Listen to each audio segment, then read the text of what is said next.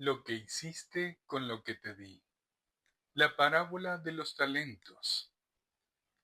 El reino que viene. Porque el reino de los cielos es como un hombre que, al emprender un viaje, llamó a sus siervos y les encargó sus bienes. A uno le dio 5 talentos, a otro 2, y a otro 1, a cada uno según su capacidad. Luego se fue de viaje. El que había recibido 5 talentos fue enseguida y negoció con ellos y ganó otros 5.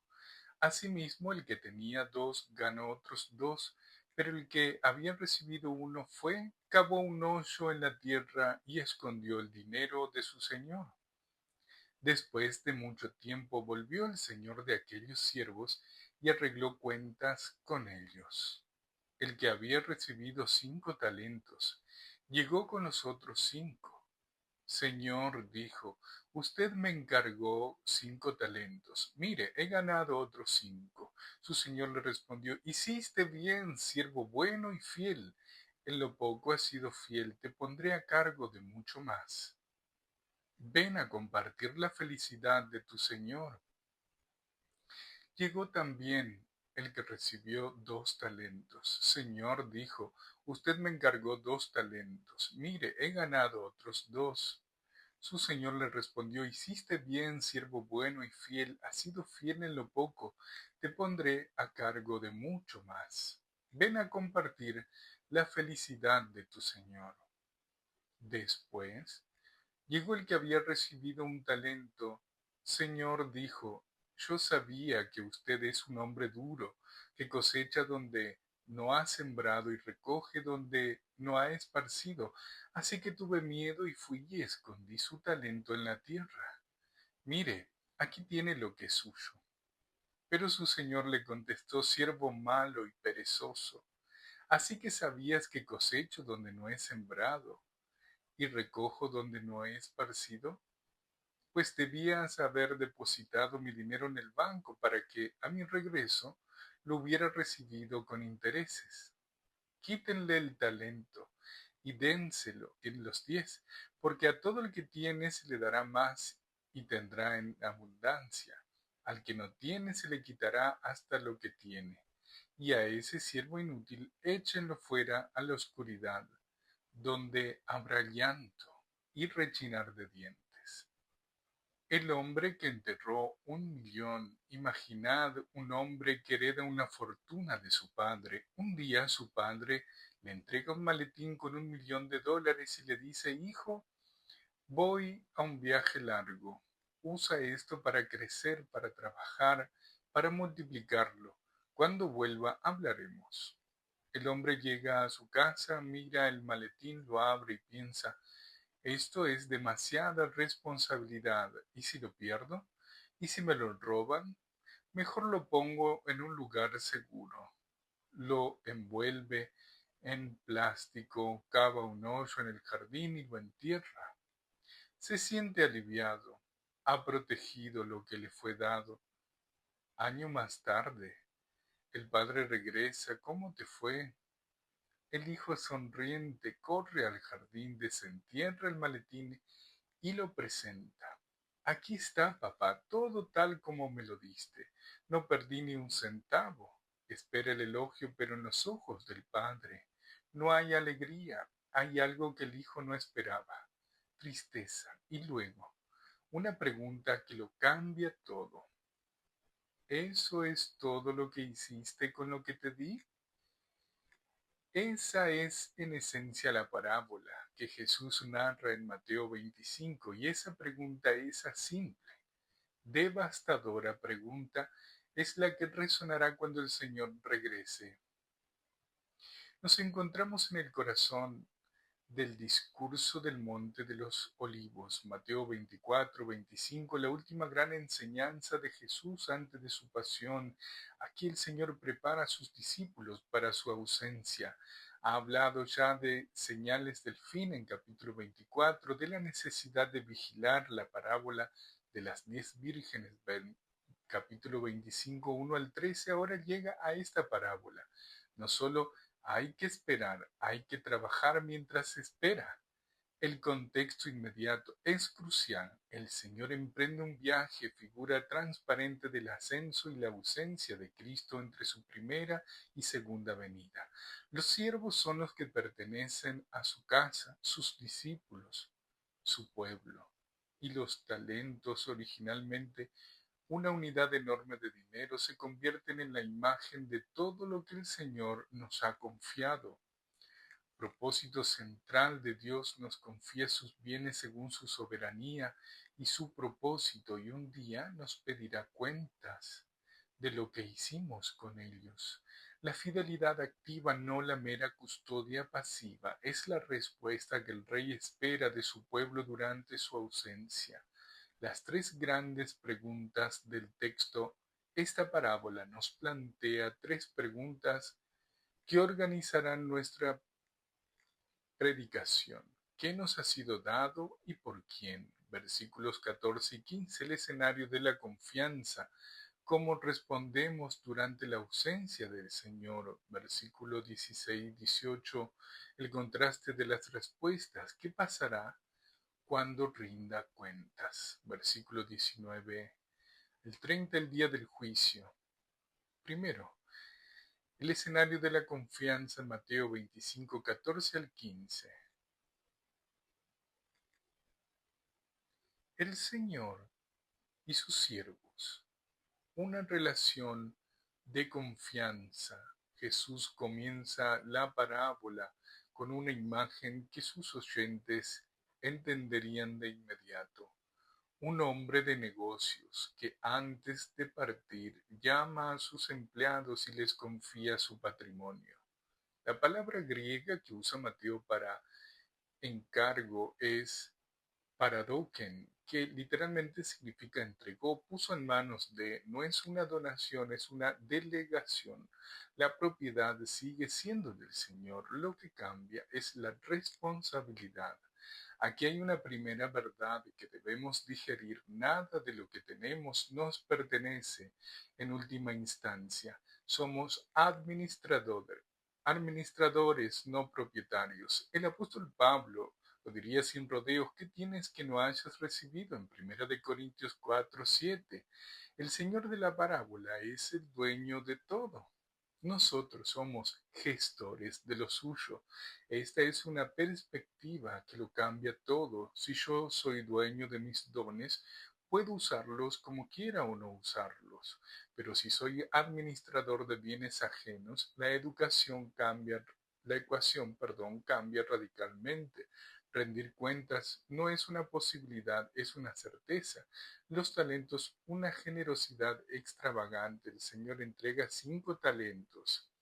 Uno, otros debemos detenernos en las cantidades. Un talento en el siglo I equivalía aproximadamente a 20 años de salario de un trabajador común. El que recibió 5 talentos tenía en sus manos el equivalente a un ciclo de trabajo. El que recibió uno tenía 20 años de salario en efectivo. Jesús no está hablando de migajas, está describiendo una generosidad de que hace perder el aliento. El Señor no confió centavos a sus siervos, les entregó fortunas. Y eso es exactamente lo que Dios ha hecho con nosotros. Piénsalo. Ha puesto en nuestras manos su palabra, la verdad más preciosa que existe en el universo. Ha puesto en nuestras manos su evangelio, las buenas nuevas de vida eterna para un mundo que se muere. Ha puesto en nuestras manos el Espíritu Santo, la presencia misma de Dios obrando en y a través de nosotros. Ha puesto en nuestras manos dones, tiempo, relaciones, recursos materiales, influencia, todo ello talento por talento confiado a nuestra administración.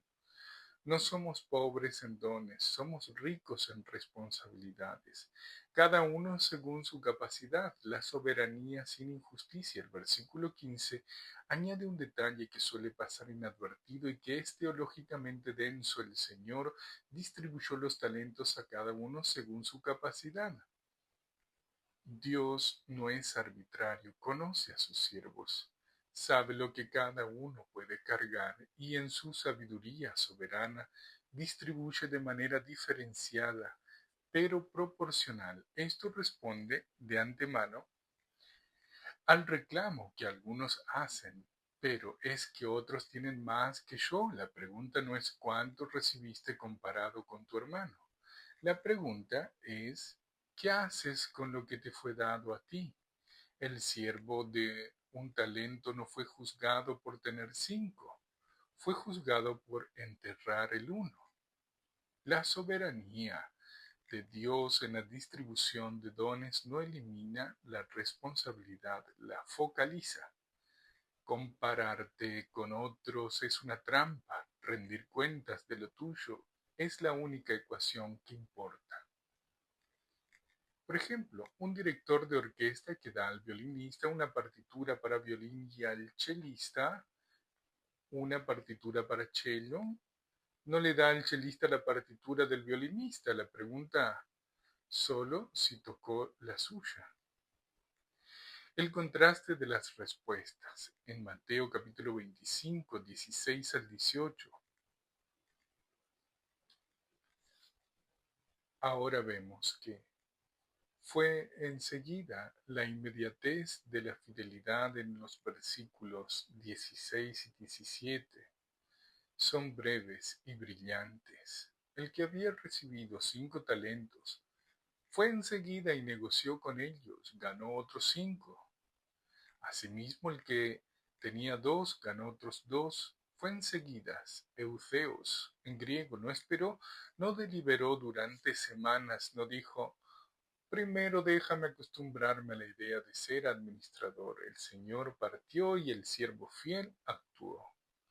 La acción fue la respuesta inmediata a la confianza recibida. Hay una lección en esa inmediatez que nos incomoda en nuestra era de parálisis por análisis. ¿Cuántos dones hemos dejado dormir bajo el pretexto de no estar listos todavía? ¿Cuántos llamados hemos diferido porque primero necesito más formación? ¿Cuántos ministerios nunca comenzaron porque el siervo esperó el momento perfecto que nunca llegó? La fidelidad no espera condiciones ideales. La fidelidad responde ahora con lo que tiene ahora. Negoció la fidelidad activa como adoración. La palabra que Mateo usa significativa negoció. Eirgasato trabajó, fue al mercado, corrió riesgos e invirtió. La fidelidad en la parábola no es estática ni meramente contemplativa, es activa, arriesgada, orientada hacia la multiplicación. Eso es teológicamente importante porque tendemos a confundir custodia con fidelidad. Hay creyentes que sienten que han sido fieles, simplemente mantuvieron lo que recibieron, su fe intacta, sus dones sin explotar, su tiempo sin comprometer, pero la parábola no elogia a quien mantiene, elogia a quien multiplica. Trabajar con los talentos del Señor, usar nuestros dones en su servicio, hablar del Evangelio a quienes aún no lo conocen, servir en la iglesia, invertir tiempo en formar a otros, todo eso es una forma de adoración. Es decirle al Señor, tomé lo que me diste y lo usé para ti. En capítulo 2, 3, Cabo escondió el retrato del miedo. Entonces llegamos al versículo 18, 3 verbos, cada uno más pesado que el anterior. Fue Apelchón, fue, pero en dirección equivocada, no hacia el mercado, sino hacia la tierra. Cabo hizo el esfuerzo, nótese que sí hubo trabajo aquí, pero el trabajo fue en función de enterrar, no de multiplicar. Escondió, eclipsen, ocultó, puso fuera de vista el talento, quedó invisible, inutilizado en la oscuridad. Este siervo no malgastó el talento, no lo jugó ni lo despilfarró, lo puso a salvo, y eso es precisamente lo que lo condena, porque en el reino de Dios poner a salvo el don del Señor sin usarlo, sin arriesgarlo, sin ponerlo al servicio del reino, es una forma de traición. ¿Por qué enterró el talento? La respuesta llegará en los versículos siguientes y es una sola palabra: Miedo. Un miedo mal fundamentado, una imagen distorsionada del Señor, una teología incorrecta que produjo una práctica paralizante. El miedo a fallar puede ser más paralizante que el pecado activo. Hay almas en nuestras iglesias que no sirven porque temen hacerlo mal. Hay dones que nunca se despliegan porque el miedo habló más fuerte que la fe. ¿Cuántos talentos están enterrados aquí hoy? El día de cuentas, Mateo 25, 19 al 30.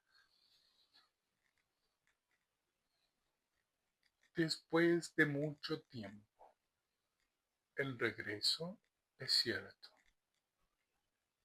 El versículo 19 comienza con una frase que orienta toda la escatología de la parábola. Después de mucho tiempo volvió el Señor de aquellos siervos. El regreso no es inminente en el sentido de que ocurra mañana por la mañana. Mucho tiempo sugiere una espera real, una ausencia prolongada. Los siervos tienen que vivir, trabajar, decidir sin ver al Señor, sin la confirmación inmediata de su aprobación, pero el regreso es absolutamente cierto, el Señor volverá. Esto no es una posibilidad, es la premisa estructural de toda la parábola. Y cuando llegue, lo primero que hará es arreglar cuentas. Sin la ley, logón, literalmente ajustar la cuenta, es lenguaje de auditoría financiera. El Señor no viene a charlar, viene a revisar los libros.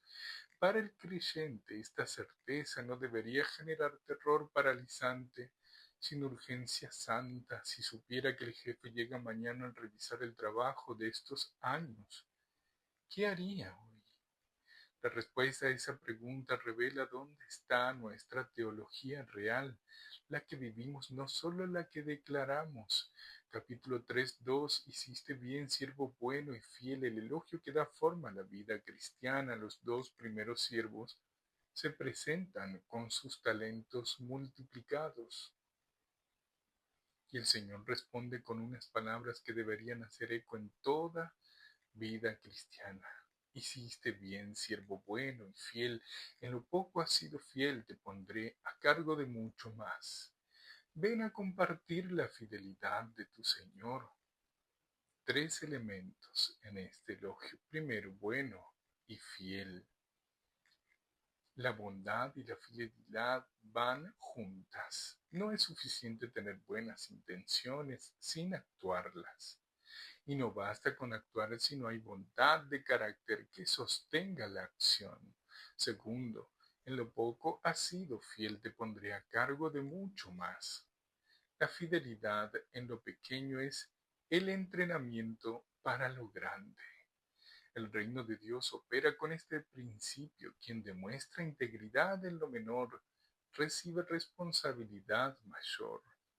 Esto desmonta nuestra obsesión con los grandes ministerios. El campo de entrenamiento es la cotidianidad. Tercero, ven a compartir la fidelidad, felicidad de tu Señor. Esta es la recompensa definitiva. No es solo una certificación de buen trabajo, es una invitación a participar en la alegría misma del Señor. La escatología cristiana no es solo ausencia de castigo, es presencia en el gozo del Rey. Nótese también que el Señor elogia al siervo de 5 y al de 2 con exactamente las mismas palabras. No hay distinción de rango basada en la cantidad recibida. Ambos fueron igualmente fieles, con lo que tenían la fidelidad es proporcional a la confianza recibida, no a la cantidad absoluta. Por ejemplo, el deportista olímpico que gana la medalla de bronce no es menos celebrado en su hogar que el de oro. Hizo lo mejor posible con lo que tenía. La defensa del siervo perezoso. En 3.3, una teología equivocada. Entonces llega el tercer siervo y aquí la parábola se vuelve dramáticamente incómoda, porque este hombre no llega avergonzado, llega con una defensa preparada, tiene razones, tiene una teología, y esa teología es el problema. Señor, yo sabía que usted es un hombre duro, que cosecha donde no ha sembrado y recoge donde no ha esparcido. Así que tuve miedo y fui y escondí su talento en la tierra. Observemos la estructura de su argumento. Tengo una imagen de ti. Esa imagen me produjo miedo. El miedo me llevó a la inacción. El pecado de este siervo no comenzó el día que enterró el talento, comenzó el día que se formó una imagen falsa de su Señor. Este es uno de los descubrimientos más importantes de la parábola. La mala teología produce parálisis espiritual. Si creo que Dios es un déspota exigente que me condenará al primer error, me paralizaré. Si creo que Dios es tan misericordioso que le da igual lo que haga, me relajaré. Solo la teología verdadera, la del Dios que es a la vez generoso y que demanda fidelidad, producirá la respuesta adecuada. El Señor no afirma ni niega la descripción que hace el siervo. Lo que señala es la incoherencia lógica. Si sabías que soy así, ¿por qué no depositaste al menos el dinero en el banco? Ni siquiera eso hizo. El problema no es solo la imagen de Dios, es que ni siquiera tomó la acción mínima disponible.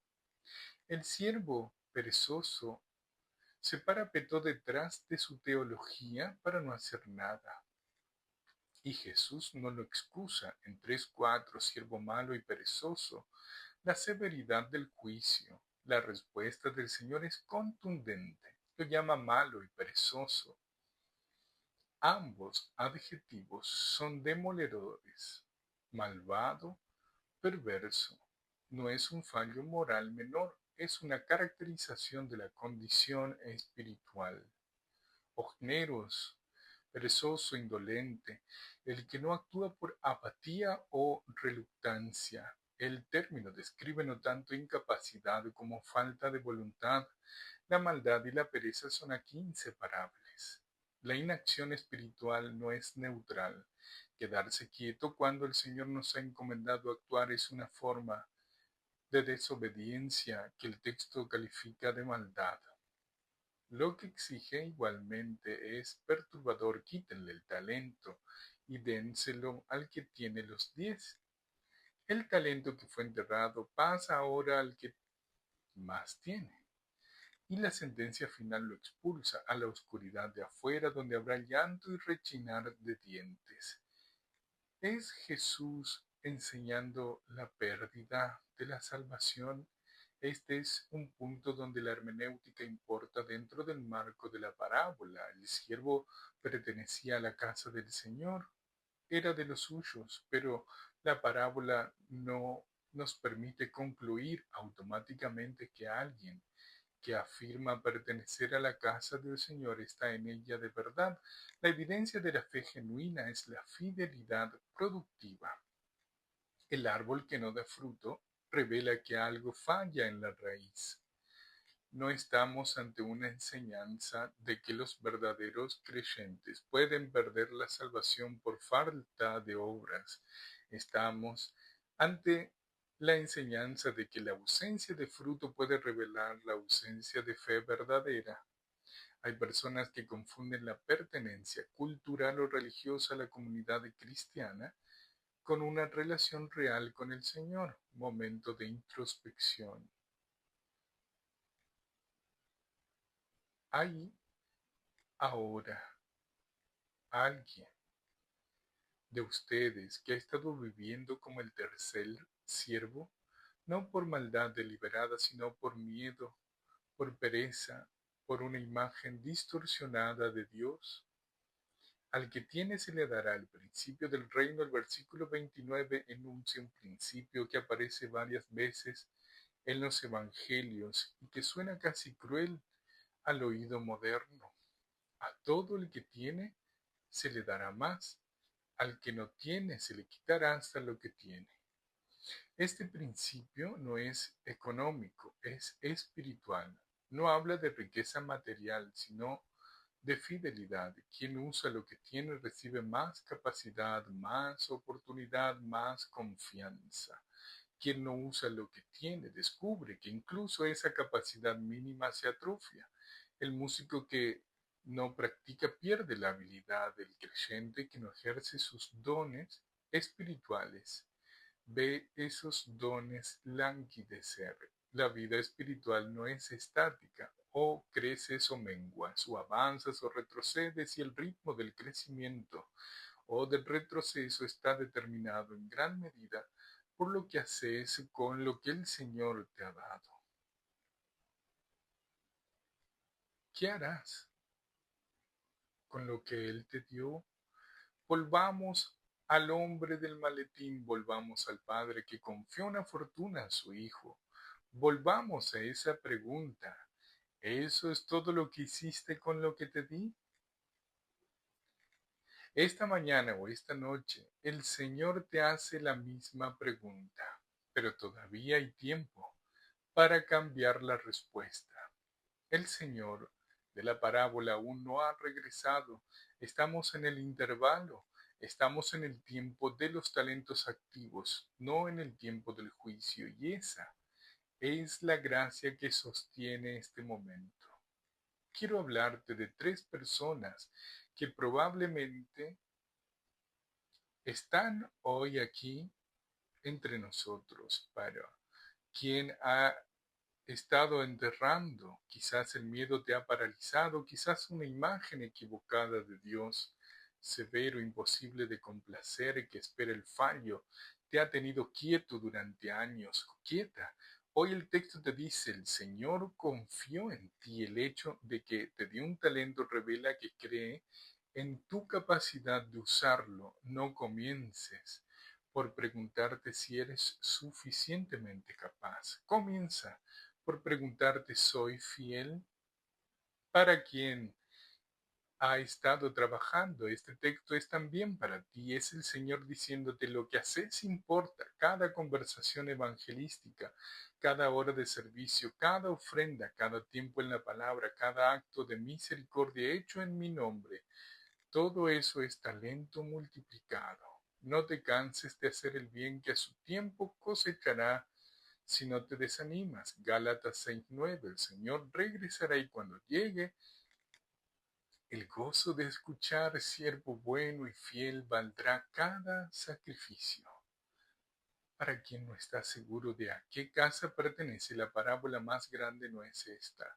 Es la del hijo pródigo. Es la del pastor que deja las 99 ovejas para buscar la perdida.